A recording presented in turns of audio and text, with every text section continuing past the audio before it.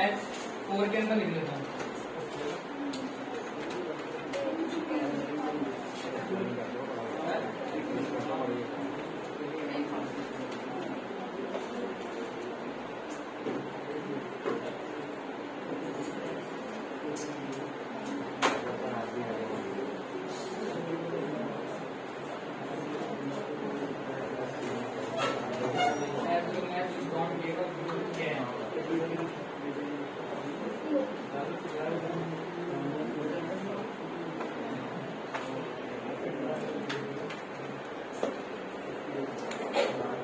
तो यहाँ पे टेक्स्ट लिख दिया मैंने, इसलिए इसको करना पड़ेगा। तो यहाँ पे हमारा टेक्स्ट आ गया, ठीक है। अब मैं क्या करता हूँ, टेक्स्ट को मैं कलर दे देता हूँ। तो कलर देने के लिए मैं यहाँ पे देखो मैं इंटरनल सेसेस का इस्तेमाल कर रहा हूँ। तो इंटरनल सेसेस के लिए मैंने बताया था सबसे पहले आपको लिखना पड़ेगा स्टाइल, और यहाँ पे स्टाइल को बंद कर देना है, ठीक है। देन यहाँ पे किस पे मुझे स्टाइल करना है, इस पे H1 पे, तो यहाँ पे H1 लिख दूंगा। देन यहाँ पे मैं लिख दूंगा कलर, और कलर का नाम यहाँ पे मैंने लिख दिया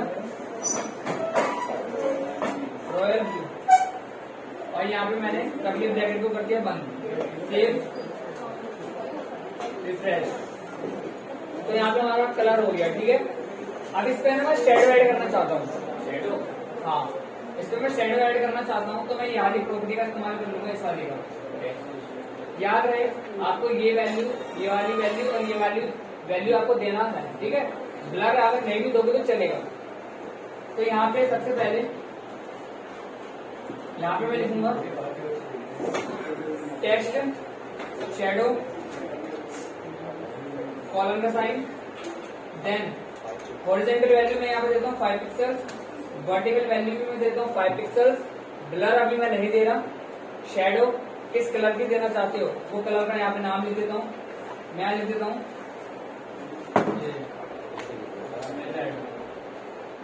मैंने रेड लिख दिया, ठीक है।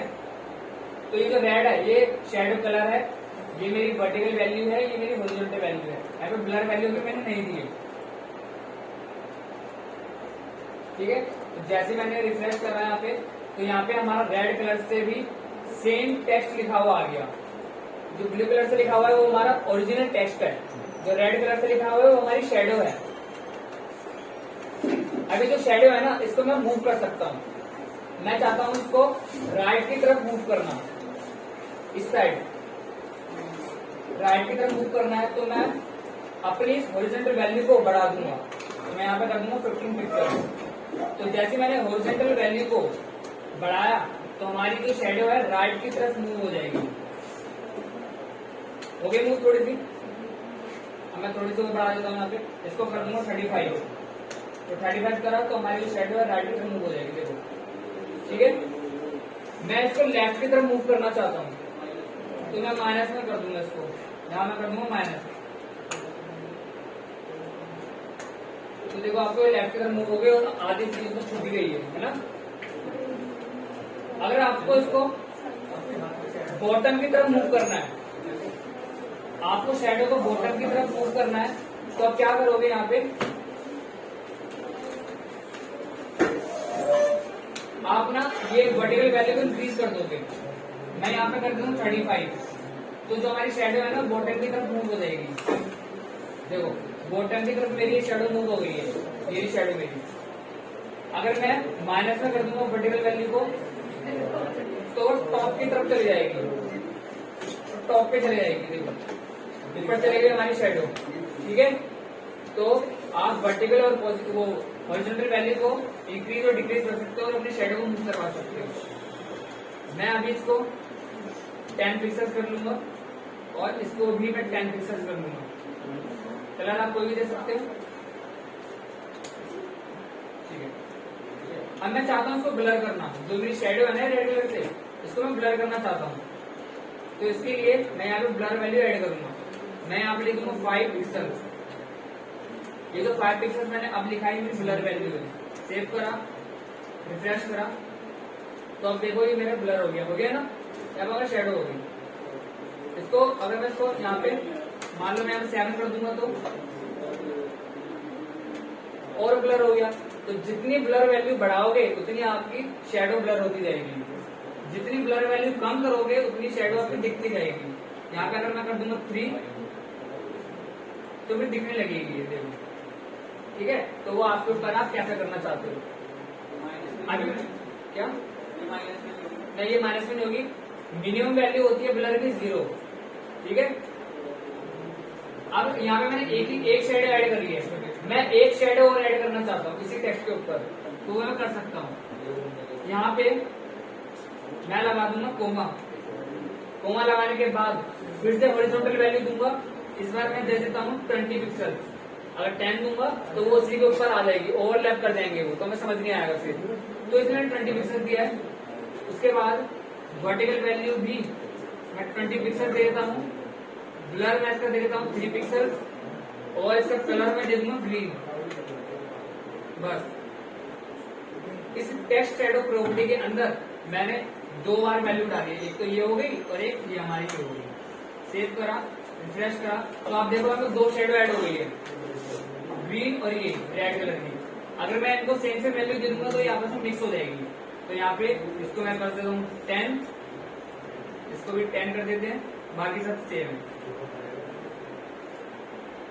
देखो अब ये जो शेडो नजर आ रही है ये हमारी रेड और ग्रीन से मिलकर बनी है, ठीक है ना। तो टेक्स्ट शेडो प्रॉपर्टी क्लियर हो गई, ठीक है। तो टेक्स्ट में हमारी सिर्फ यही प्रॉपर्टी थी। अब देखते हैं इमेज से रिलेटेड प्रॉपर्टीज। बैकग्राउंड,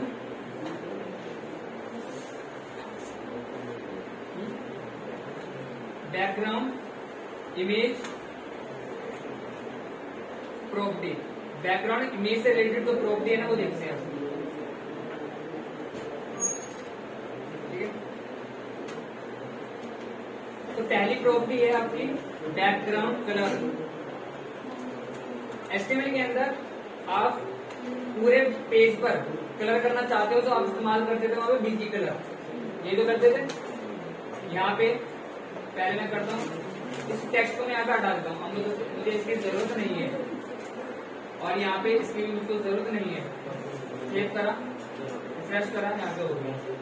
अब मुझे इस पूरे व्हाइट को कलर करना है, तो एचटीएमएल के अंदर हमने सीखा था बॉडी के अंदर जाके आपको लिखना है बीजी कलर, देन यहाँ पे लिखना है आपको कलर का नाम।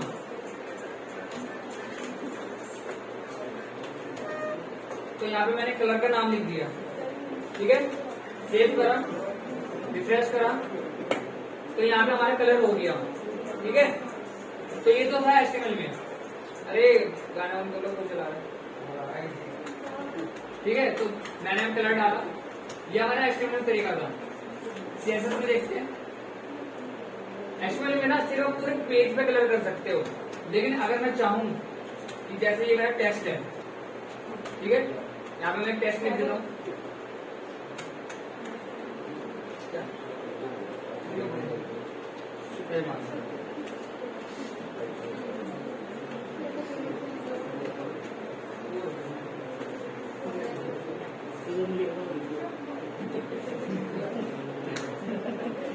तो ये हमारा टेक्स्ट है।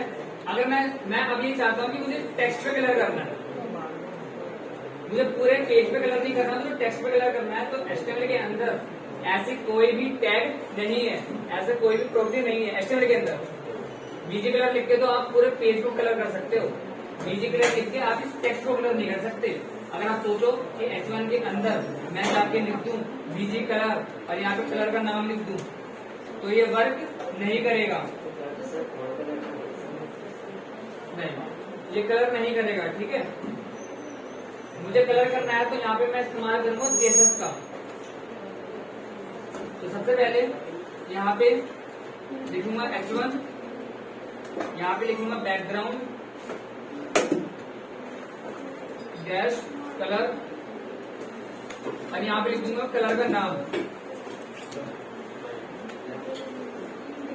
ठीक है। तो यहाँ पे मैंने कलर का नाम लिख दिया, अब ब्रैकेट को कर दिया बंद, कर्ली ब्रैकेट को कर दिया बंद, यहाँ पे सेव रिफ्रेश।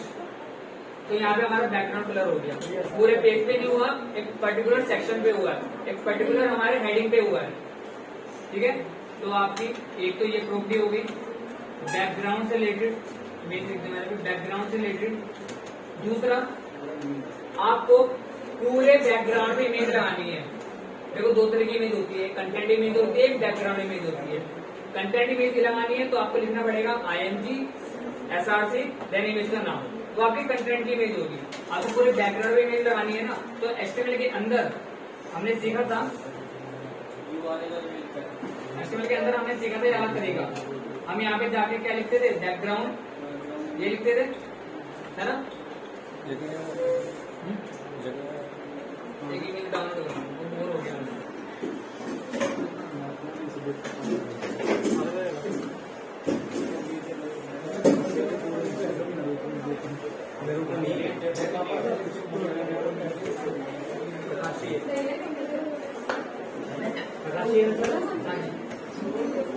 तो यहाँ पे ना उसको बैकग्राउंड में इमेज लगानी है। अभी मैं एक टेक्स्ट हटा देता हूँ,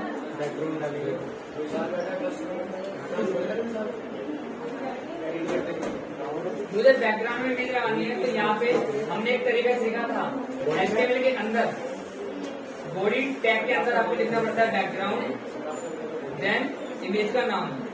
इमेज का नाम हमारा है ककाशी .jpg। मैंने यहाँ इमेज का नाम डाल दिया तो पूरे बैकग्राउंड में इमेज आ जाएगी।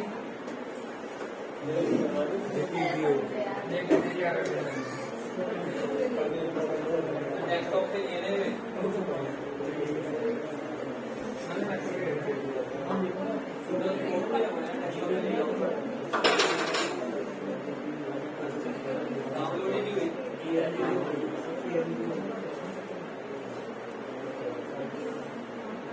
एक बार देखो ना किस पे, उस पे फोन पे देखो ना।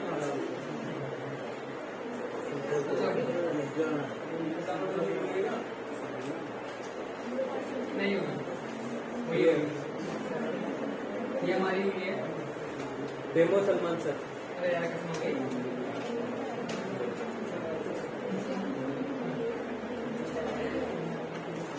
चलो सेव करते, रिफ्रेश कर देते। तो यहाँ पे देखो हमारी बैकग्राउंड में इमेज आ गई है, बट क्या एक प्रॉपर तरीके से इमेज आई है?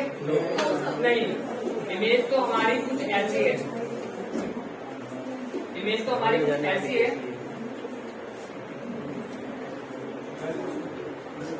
और इमेज वो आधी आ रही है, आधी भी नहीं आ रही है, ठीक है ना। बट HTML में यही तरीका है इमेज लगाने का।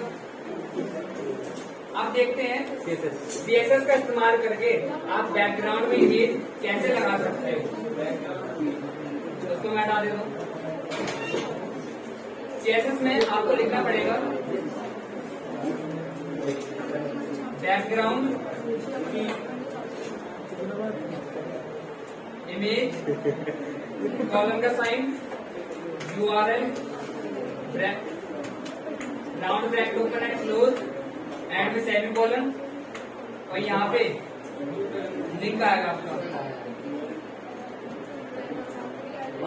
इसलिए आपका इमेज का नियम आएगा, तो लिख दो इमेज नेम,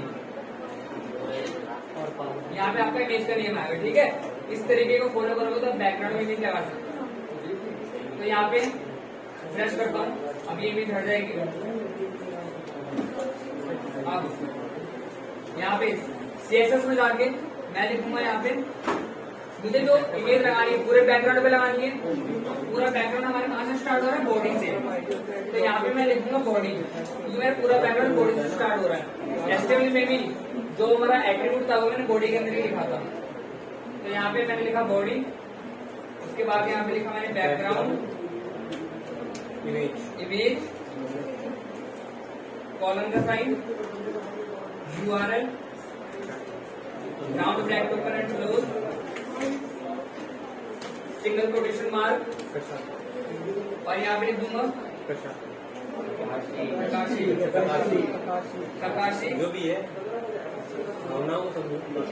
ककाशी .jpg। देखो सर ये यहाँ पे मैंने बैकग्राउंड इमेज लगा दी है, बट तरीका जो मैंने फॉलो करा है वो CSS का है। पर यहाँ पे भी इमेज वैसी आ रही है जो पहले आ रही थी।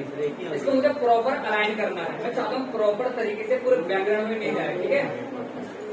तो यहाँ पे मैं CSS की एक प्रॉपर्टी इस्तेमाल करूंगा, वो है मेरी बैकग्राउंड साइज।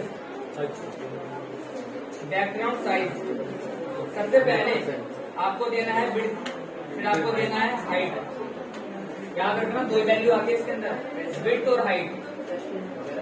चलो यहाँ पे चल के मैं लिख दूंगा बैकग्राउंड, और मैंने ये बंद नहीं करा। बैकग्राउंड साइज 100 विड्थ में यहाँ पे कर देता हूँ 100%। 100 पिक्सल। मैं हाइट नहीं दे रहा हूँ, ठीक है। मैं हाइट नहीं दे रहा, सिर्फ मैं विड्थ देके छोड़ रहा हूँ। तो देखते हैं यहाँ पे, तो जैसे मैंने सिर्फ क्या दी, विड्थ दी, तो हाइट अपने आप ही क्या हो गई, सेट हो गई, ठीक है। यहाँ पे देखो, और जो हमारी इमेज है ना, ये रिपीट हो गई है, ठीक है। ये हमारी इमेज रिपीट हो गई है। सर ये MCQ लग रहा है, ओरिजिनल बोले पता करो। अब मैं साइज बढ़ाऊंगा, तो यहाँ पे मान लो साइज मैं कर देता हूँ 300। यहाँ पे मैंने विड्थ दे दी 300।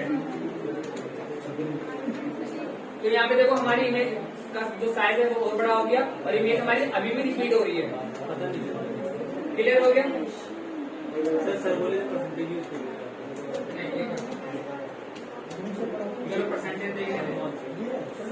परसेंटेज परसेंटेज यूज करिए, इसलिए बोल रही है क्योंकि सब डिवाइस में ना ये आगे जाएगा। देखो परसेंटेज इस तरह, तो उससे ये हुआ कि जो आपकी मल्टीपल इमेज आ रही थी ना, वो अब एक सिंगल इमेज आ रही है। अब रिपीट नहीं हो रही, अब एक हमारी सिंगल इमेज आ रही है, ठीक है। तो ये परसेंटेज तो पिक्सल में डिफरेंस है, बट अभी मैं परसेंटेज नहीं ले रहा, मैं अभी नॉर्मल पिक्सल्स ही ले रहा हूँ। अभी मैं नॉर्मल पिक्सल्स ही ले रहा हूँ। अभी हमारी इमेज रिपीट हो रही है। अब मैं चाहता हूँ ये इमेज हमारी ऐसे रिपीट ना हो, सिर्फ और सिर्फ हॉरिजॉन्टल में रिपीट हो। मतलब तो पहले रो है ना, सिर्फ वहीं पर मैं रिपीट करना चाहता हूँ, नीचे की साइड में रिपीट नहीं करना। तो यहाँ पे इसके लिए मैं बैकग्राउंड की एक प्रॉपर्टी और यूज करूंगा, बैकग्राउंड रिपीट। बैकग्राउंड रिपीट, और यहाँ पे कर दूंगा रिपीट एक्स। रिपीट एक्स कर दूंगा। एक्स का मतलब हॉरिजॉन्टल, वाई का मतलब वर्टिकल। तो यहाँ पे कॉपी, और यहाँ पे कर दिया पेस्ट। अब हमारी जो बैकग्राउंड की इमेज है वो रिपीट तो होगी, बट हॉरिजॉन्टल में, ठीक है। सिर्फ हमारी हॉरिजॉन्टल में रिपीट हो रही है, और कहीं रिपीट नहीं हो रही है। मुझे वर्टिकल में रिपीट करना है, तो आप इस्तेमाल कर लोगे यहाँ पे इसकी एक दूसरी वैल्यू, रिपीट बाय। बस यहाँ पे जाके मैं एक्स की जगह कर दूंगा बाय। सेव कर दिया, रिफ्रेश। तो यहाँ पे देखो हमारी जो इमेज है वो वर्टिकल रिपीट हो रही है। मैं चाहता हूँ इमेज रिपीट ही ना हो। अगर मैं चाहता हूँ इमेज रिपीट ना हो, तो आप क्या करोगे, आप या तो परसेंटेज का इस्तेमाल कर लोगे वहां पे बैकग्राउंड साइज में। अदरवाइज आप बैकग्राउंड रिपीट में जाके, बैकग्राउंड रिपीट में जाके आपको लिखना पड़ेगा नो रिपीट। बैकग्राउंड रिपीट में जाके आपको नो रिपीट लिखना है, तो अब आपकी इमेज रिपीट नहीं होगी। नो रिपीट, अब आपकी इमेज रिपीट नहीं होगी। सेव करा, रिफ्रेश करा, अब आपकी एक सिंगल इमेज आ रही है, ठीक है।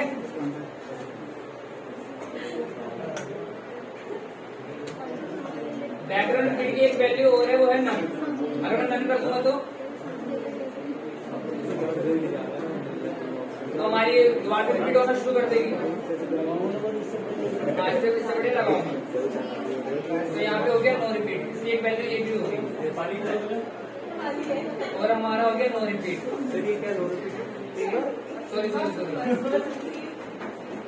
नो रिपीट, और मैं रिपीट कर रहा हूँ, देख रहे हो मैं कह रहा हूँ रिपीट कर रहा हूँ। रिपीट सर क्या रिपीट बाय और नन। अरे सर रन भी होता है। यस, थैंक यू सर, मेरी इज्जत बचा दी। बेइज्जती बात है इतनी देर से, जाता नहीं जाता नहीं। तो यहाँ पे बैकग्राउंड रिपीट में 4 वैल्यू है, ठीक है? क्या नन आपकी बाय डिफॉल्ट वैल्यू होती है, तो अगर नन नहीं भी दोगे तो बैकग्राउंड रिपीट की वैल्यू बाय डिफॉल्ट नन ही होती है, वो रिपीट कर देगी बस। देखो जैसे रिपीट कर दिया इसने, बिकॉज रिपीट इसलिए कर दिया, यहाँ पे मैंने नन का इस्तेमाल करा है।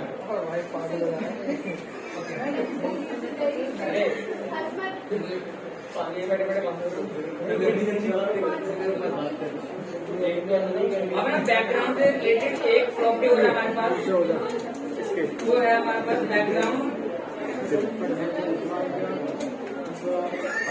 पोजीशन।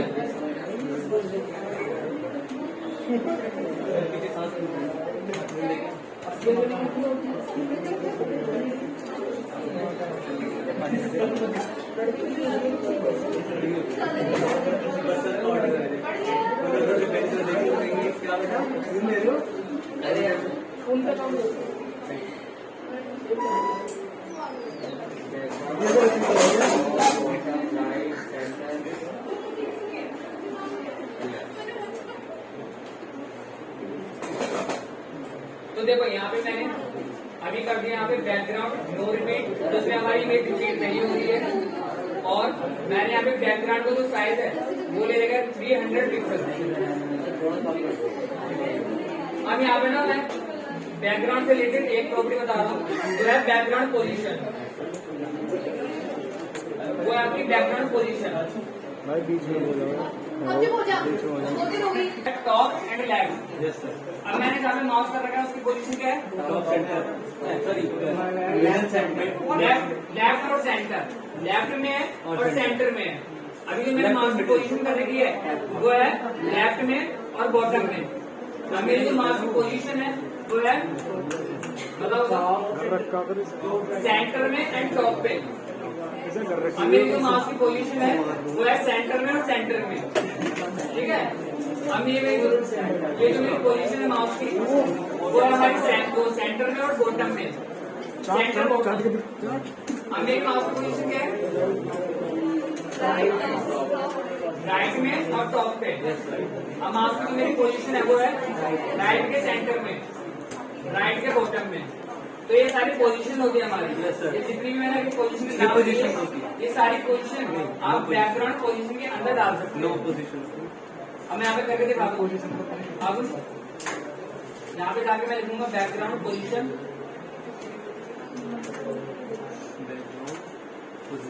बैकग्राउंड पोजीशन सर नो होती है ना, क्या? नो पोजीशन होती है टोटल। मैं यहाँ पे कर देता हूँ टॉप राइट, टॉप राइट कर दिया, तो मेरी जो इमेज है वो टॉप पे रहेगी और राइट में चली जाएगी। तो मेरी इमेज टॉप पे है अभी भी और राइट में चलेगी, ठीक है? मैं कर रहा हूँ सेंटर सेंटर यहाँ पे पैराग्राफ ले लूँगा, कंटेंट ले लूँगा ना। अच्छा ये सर R&D कर लो ना, क्या? बिहाइंड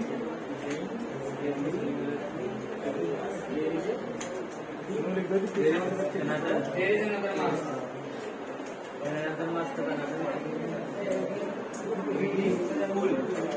सर ये किसका डायलॉग है? ककाशी ये सब बात नहीं है, हर मास्क के पीछे एक मास्क है यस सर। जो कि हम दूसरे से बात है। यस, जैसे गुजारी को देखिए भी लगा के छोड़े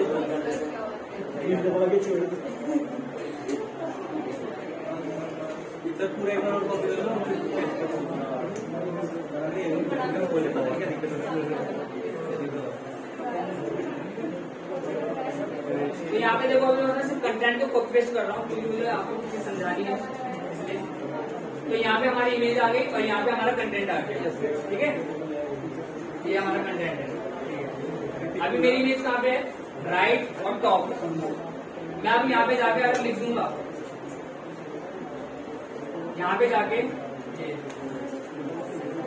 मैं लिख दूंगा आपका, ये आपका राइट में और सेंटर में। अब राइट में तो रहेगी बट उसके सेंटर में आ जाएगी। तो देखो राइट में है बट हमारे सेंटर में आ गई। नीचे थोड़ा सा स्पेस है और हमारा ऊपर से भी स्पेस है, बिकॉज राइट के सेंटर में आ गई है। क्लियर हो गया? अगर मैं यहाँ पे जाके लिख दूंगा, सिर्फ सेंटर लिख दूंगा तो बिल्कुल पेज के सेंटर, हाँ तो बिल्कुल पेज के सेंटर में आ जाएगी। तो ये हमारे पेज के सेंटर में आ गई इमेज। अब मुझे करना है इसको लेफ्ट के बॉटम में, तो मैं लेफ्ट बॉटम लिख दूंगा यहाँ पे, यहाँ लिख दूंगा लेफ्ट बॉटम। तो इमेज को ना आप अपने हिसाब से मूव करवा सकते हो, बैकग्राउंड इमेज को जैसे भी करवाना है। तुम्हारा देखो लेफ्ट के बॉटम में आ गई होगी, ये लेफ्ट के बॉटम में आ गई है, ठीक है। सर मिडिल का ये टेक्स्ट को उस साइड कैसे है, टेक्स्ट उस साइड, वो बैकग्राउंड है, बैकग्राउंड इमेज है, बैकग्राउंड इमेज नहीं है, कंटेंट इमेज नहीं है, बैकग्राउंड इमेज है। तो बताओ बैकग्राउंड पोजीशन क्लियर हो गया? अब वो डाउट हो गया पूछ लेना। ओके, उसके बाद बैकग्राउंड से रिलेटेड हमारी एक प्रॉपर्टी और है, वो है बैकग्राउंड अटैचमेंट। बैकग्राउंड अटैचमेंट इसकी जो बाय डिफॉल्ट वैल्यू होती है वो होती है स्क्रॉल। बैकग्राउंड अटैचमेंट की जो बाय डिफॉल्ट वैल्यू होती है वो होती है स्क्रॉल। और एक वैल्यू और है इसकी, वो है फिक्स। ठीक है, अब मैं दिखाता हूँ इसको कैसे यूज करते हैं। पहले मैं इसको राइट में और टॉप पे कर देता हूँ, तब बैकग्राउंड अटैचमेंट इस्तेमाल करूंगा। पहले इसको वापस सही कर लेता हूँ। तो ये है, तो जो बाय डिफॉल्ट वैल्यू होती है वो होती है स्क्रॉल। अगर वो नहीं भी लिखूंगा तो स्क्रॉल ही माना जाता है। तो यहाँ पे कर दिया मैंने बैकग्राउंड अटैचमेंट और यहाँ पे कर दिया स्क्रॉल। ठीक है, सेव करा, रिफ्रेश करा।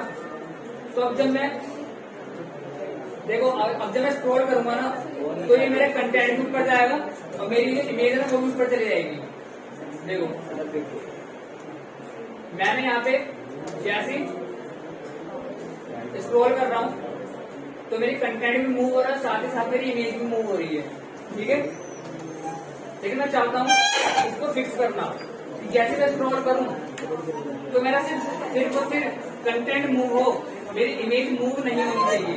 वो तो फिक्स परमानेंट रहते हैं। तो यहाँ पे मैं कर दूंगा तो डिफॉल्ट रहता ही है, फिक्स। तो डिफॉल्ट रहता है, स्क्रॉल रहता है। तो यहाँ पे मैंने बैकग्राउंड अटैचमेंट की वैल्यू रख दी फिक्स। अब उसके बाद रिफ्रेश करता हूँ। अब मैं जब स्क्रॉल करूंगा ना तो मेरी इमेज मूव नहीं होगी, सिर्फ और सिर्फ कंटेंट मूव होगा। वो वही अटक जाएगा। देखो यहाँ पे सिर्फ और सिर्फ मेरा कंटेंट मूव हो रहा है, मेरी इमेज मूव नहीं हो रही है। ये क्लियर हो गया? ठीक है।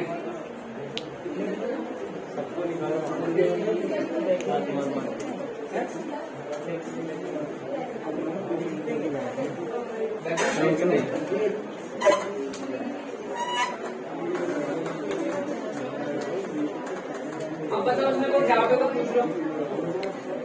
कोई डाउट है इसमें? पहले उधर देख। अब पहले इसकी पिक्चर क्लिक कर लो, यहाँ से पहले हाथ में टैक्स से लेकर ऊपर वाला को पहले उठाना है। अब ये खूबसूरत है ना,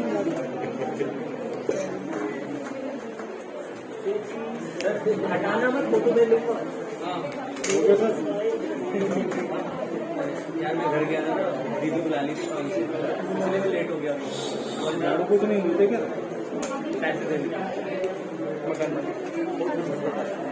कौन? वो आपकी टेक्स्ट की प्रॉपर्टी है, वो है टेक्स्ट डेकोरेशन। टेक्स्ट डेकोरेशन इसकी ना 4 वैल्यू होती है। ओवरलाइन, वो सब आता है, उसको हटाने के लिए बोलता हूँ मैं। अंडरलाइन, लाइन थ्रू,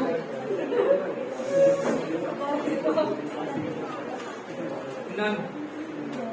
सर दोनों एक साथ डालो तो कॉमा डाल के टेक्स्ट डेकोरेशन की ये 4 वैल्यू होती है, overline, underline, line through and none.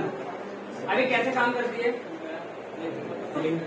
यहाँ पे पहले तो ये जो मैंने लिखा हुआ इसको हटा देना, इसकी जरूरत नहीं है।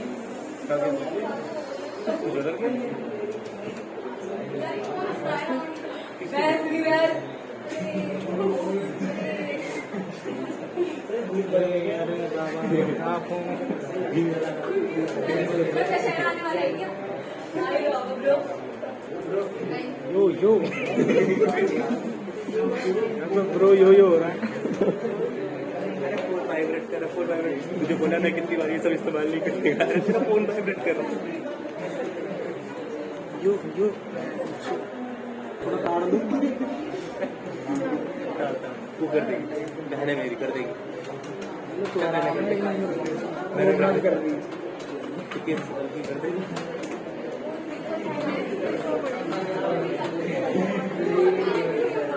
सर मेरे को भी आने दो। यार गरीबों में ठीक है। अरे क्लास बात तो मैं यहाँ पे टेक्स्ट से रिलेटेड एक प्रॉपर्टी है वो बता रहा हूँ, ठीक है?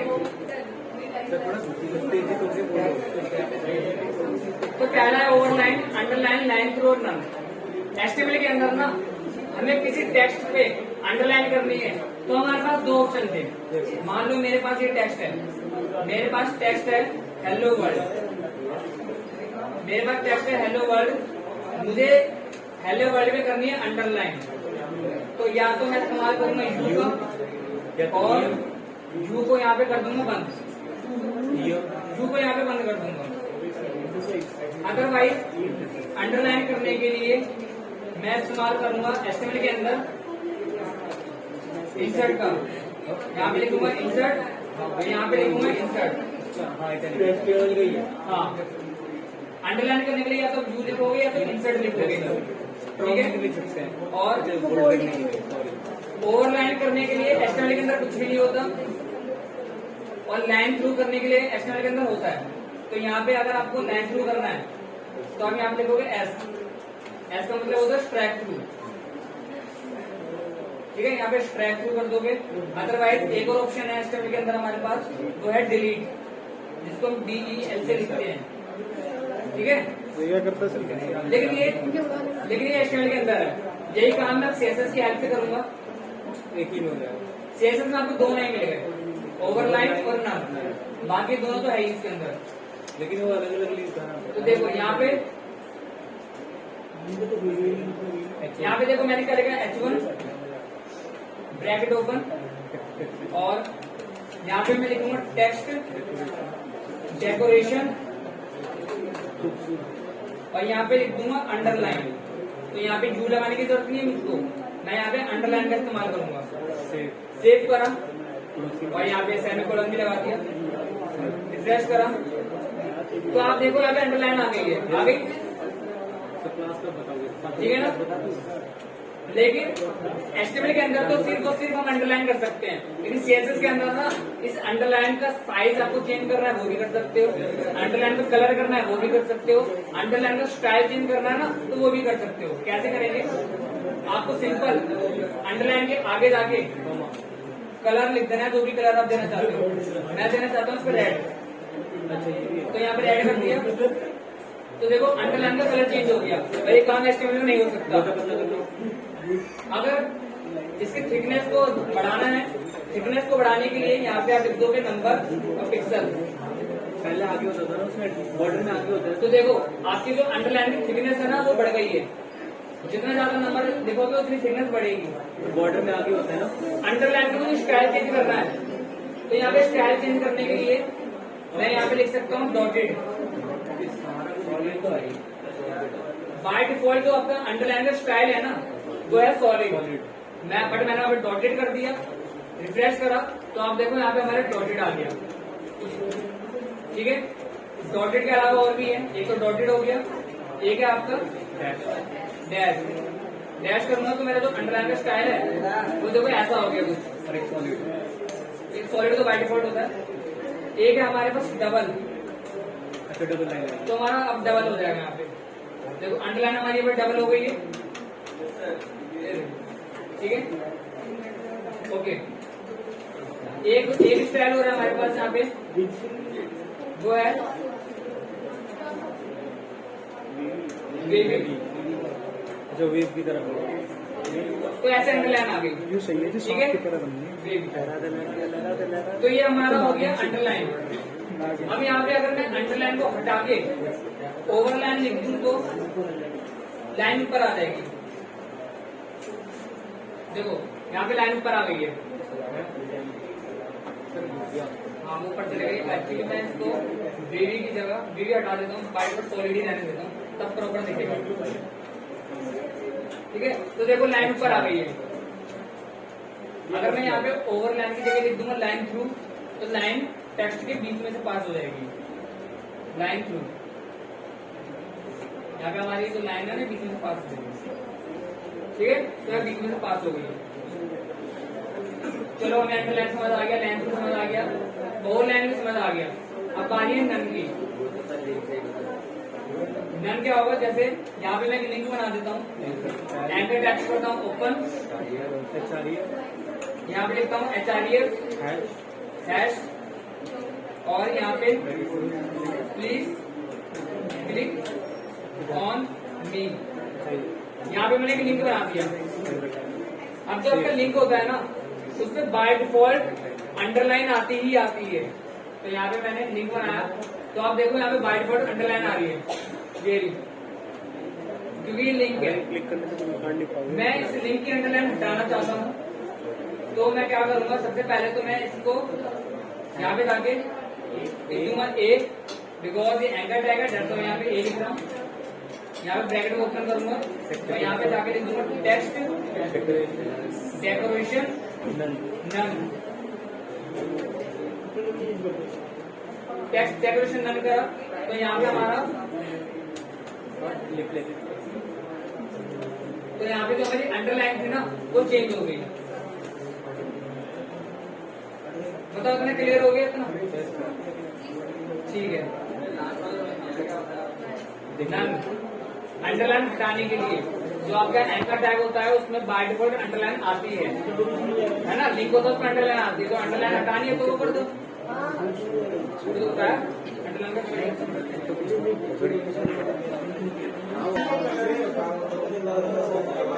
बताया था मैंने टैग स्पेन, बताया मैं इस स्पेन टैग का इस्तेमाल करूंगा जो कि मैंने आपको बताया था। अब कैसे इस्तेमाल करूंगा देखते हैं। पहले इधर देख लो, स्पेन किसी पर्टिकुलर वर्ड पे कुछ डेकोरेशन करना है, किसी एक सिंगल लेटर पे करना है, देन उसके आगे लगा दो स्पेन, सिंपल उसके आगे स्पेन लगा दो, स्टेम लगाइए, उसके आगे स्पेन लगा दो और उस स्पेन को क्लोज कर दो जहां तक आपको वो चीज अप्लाई करनी है, ये इनलाइन देता है। देन इसके बाद यहाँ पे मैं क्या करूंगा, यहाँ पे मैं लिख दूंगा स्पेन, यहाँ पे लिख दूंगा टेक्स्ट डेकोरेशन अंडरलाइन। अब इसे अंडरलाइन कर देते हैं 500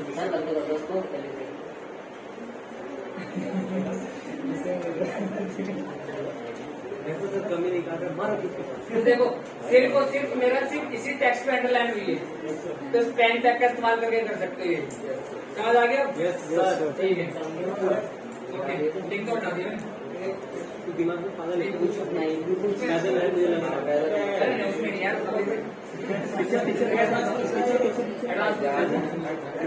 अब इसी पिक्चर ले लो, पिक्चर ले लो।